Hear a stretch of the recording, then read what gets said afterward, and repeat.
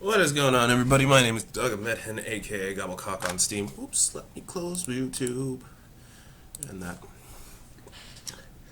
Today we're going to be doing a bunch of C++ tutorials, and I forgot to backspace that because I'm an idiot. Anyway, the reason why I'm using Scilab-Learn is because Scilab-Learn actually has a lot of good learning resources. Eventually I will show you guys, especially if you're in Unreal and don't know how to get Visual Studio working with Unreal Engine, I will show off a tutorial on how to do that. First, let's learn some basic concepts of C++. Today we're going to be doing, we're just going to be declaring variables and inputting variables and having functions with return values as well. So the first thing we want to do in C++ is we always want to pound include IOStream. Excuse me. Sorry, I had a pretty big breakfast this morning and I am feeling the itis. Anyway, Jesus. But we can't just include... now, this gives us access to a bunch of C++ functionality. However, we also have to actually use namespace standard. This way we get to go around. We don't have to include fuck, I forgot what it was called, but instead we won't have to use std : C out and all that shit. Instead we can just say using namespace std. I know you're probably thinking, ooh, STD, I have one. I hear there's, first off, I hear there's a cream for that. Secondly, don't, just pronounce it standard. That's what I usually do. Now, with all, one of the main commandments, other than always including these two, is that there will always be, you always need a main. So I'm just going to hit int main void. Let me get rid of that spit. Actually, you know what? That's how I usually like to do things. Int main void. For void, you just open and close parentheses, and we'll get to that. We'll get to a more in-depth thingamajig. By thingamajig, I mean explanation when we deal with functions, which will be in a little while. Oh, Doug, really? Shut up, narrator. I don't need you right now. Now, we want to open and close curly braces, so that way that's the function begin and end. So, open, close curly braces. Scilab-Learn does it automatically for us.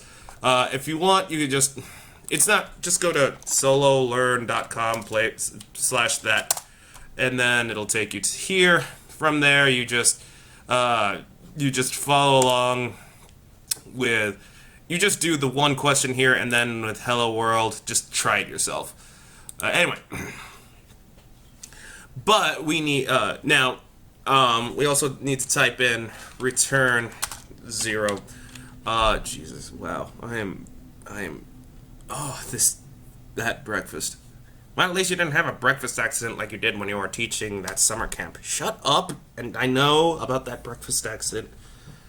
For the record, the breakfast accident wasn't me ralphing, it's just, some grease decided to just vacate my breakfast sandwich that I made, and it was just all like, I'm leaving this sandwich and onto your clothes.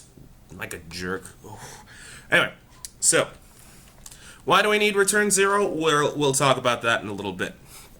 So do we necessarily need to actually have 0 here? No, you can actually return any integer that you want, and we're going to get into that in a little bit. I can just say that huge number, and it'll still work. So I'll just put 0 for the time being. So if we want to output something, excuse me. Whoa, damn, that is hitting me hard. So if we want to output something, we type in C, thank you, out, angle bracket in that direction. We want to open up a double quote, and we just say, just do hello world, fine. Hello world. And then semicolon. So if we just run this stupid thing, any day now. Oh, look at that, we get hello world. I know, right? Mind explosive. Now let's type in another output. Let's just make another output. Cout. Doug is fighting the itis. And now let's semicolon that there. Doug, why do you need a semicolon at the end of every at the end of every line? It's just to end the command. That's all there is to it. We can't make it anything other than that. It has to be. It always has to be a semicolon to end that line. But there's a problem to this. What do you mean, Doug? Well, let's run it and find out. Oh, see that? Hello world. Hello world. Doug is fighting the itis. So it's all one line, no spaces. How do we get a space? Well, we can do two things. We can just do endl, which means end line. That means it gives us a new line. If we run it, any day now. Oh man, my breakfast is not agreeing with me. Oh, look at that. It's now on a new line. Is there an easier way to do it? Yes, there is. And we're going to do it right now. First, let's see out poop, because that's the only thing that comes to mind. And over here, in Doug is fighting the itis, I'm going to hit \n. Now, \n means it's a new line, but you have to do it within the quotes. Is there another way to do it? Like let's say an output, or when we input something and we want it to output? Yes, we'll get to that in just a second as well. So if we run it, oh god. Oh, funnel cake, fuck. Oh shit, I forgot to end this, I accidentally. Ugh, sorry. Why did we get that? Because I'm an idiot who accidentally forgot to put a semicolon at the end of this line. So, semicolon, run it again. Whew, God, okay, I'm feeling better. I'm feeling a little better. Oh, look at that. Now we have 3 lines. Hello world, endl. Doug is fighting the itis, with \n being new line, and then cout poop. Now, we're gonna make a variable. Now, before I not before I continue on, I'm gonna show you the different variables that we can have.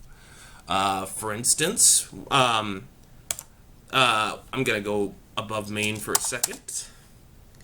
I'm gonna type in bool. Smaller. Just smell. Why did I say bool smell? Okay. So a variable consists of 3 things. One is the data type. In this case, this is bool, the smallest of the data types. Now it can be one of 2 things: true or false / 1 or 0, respectively. True is equal to 1, false is equal to 0. And then the variable name, which can be whatever you want. In my case, I'm calling it smell, and then the semicolon at the end. So if I want, actually, you know what? Let me just say smell equals false. Now we're just setting smell equal to false rather than it being left in the air. Up next, we also have car, and we can name this KCI. I was gonna call it kicker, but I'm an idiot today, mainly because of, you guessed it, the itis. And I'm gonna say equals what? Now, what is char? Char is a character variable, meaning that you can only have 1 character. Now, it can be anything from that's in the single quotes, from B to capital R to 6 to space. And just to be on the safe side, I'm just going to showcase that as well. Char kicker equals B. And then simple that. Char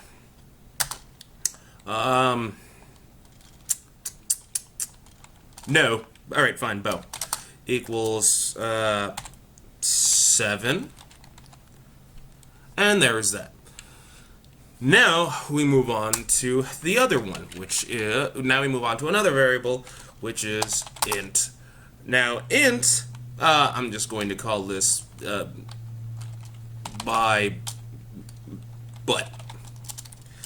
And now an integer can be a numbered variable. You can't have any characters because I can't say this equals to a.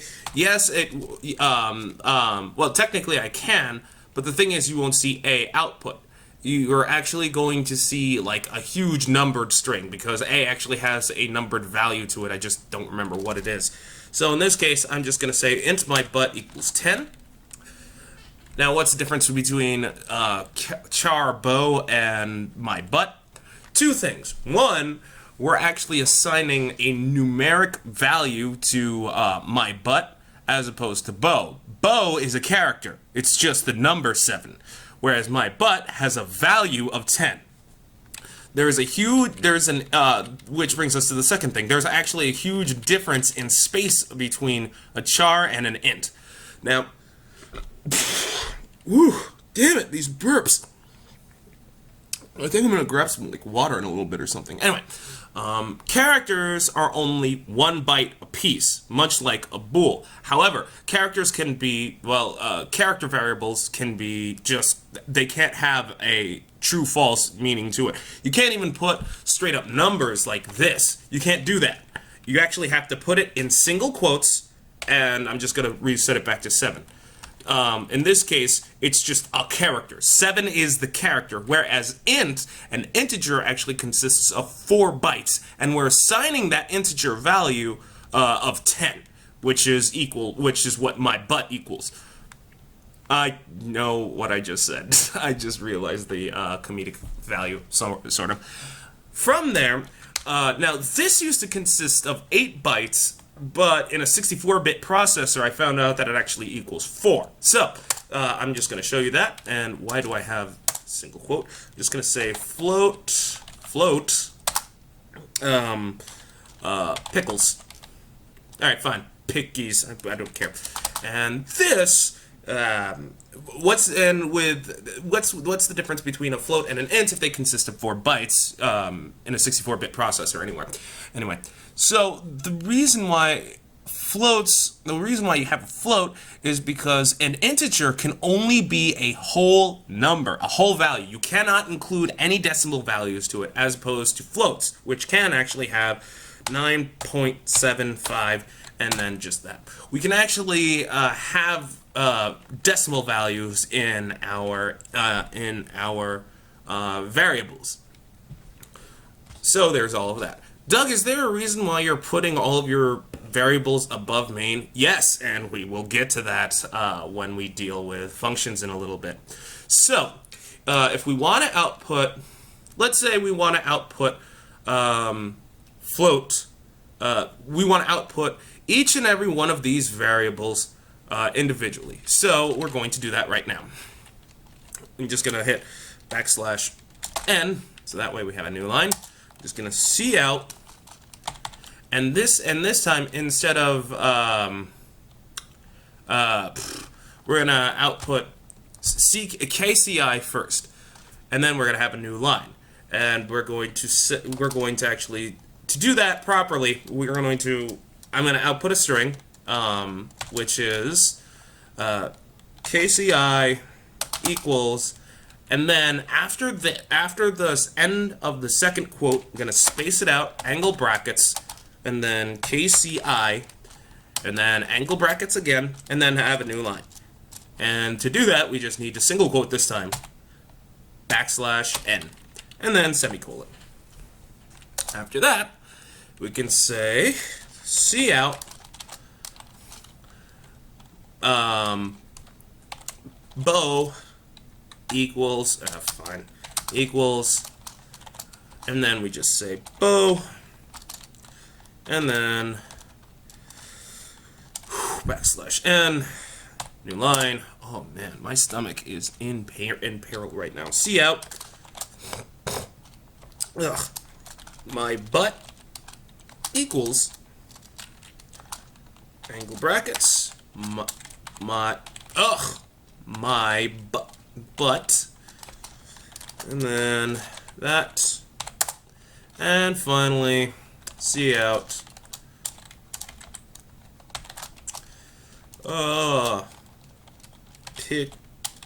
pickies equals piggies. Kind of sounds like piggies. It's supposed to be pickles. Good job not spelling. Actually, you know what? What? I am going to prove to you as to what I've been saying with the integer. I'll put 10.65. Alright, fine, 656. So, you're only going to see 10 output, not 0.656. The reason being is because because it's an integer, integers can't show off decimal points. So let's run it.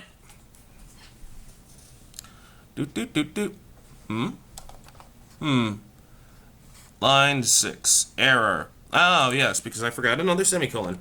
I'm an idiot. Yes, you are. And it's Friday, so it can kind of be forgiven. No excuses, man. Anyway. Oh, look! My butt equals 10, not 10.656. Why is that? Again, it's because ints don't show off decimal values.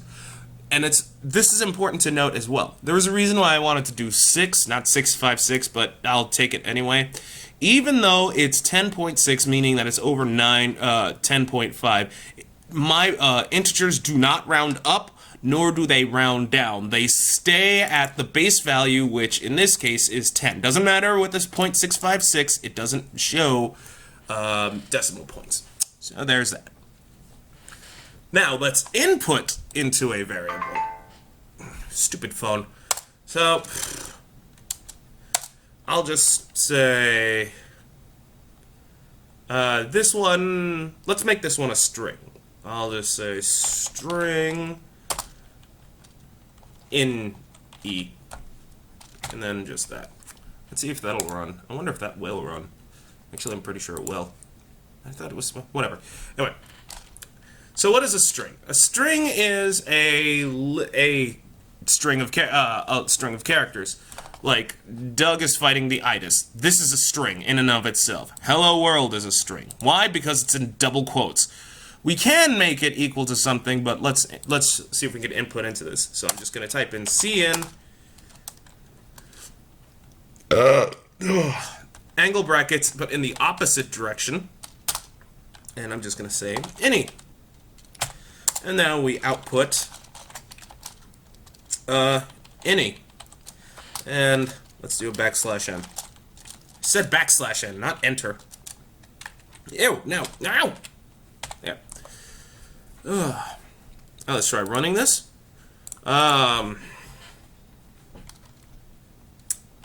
Jake's ass or adge. I don't care. Oh,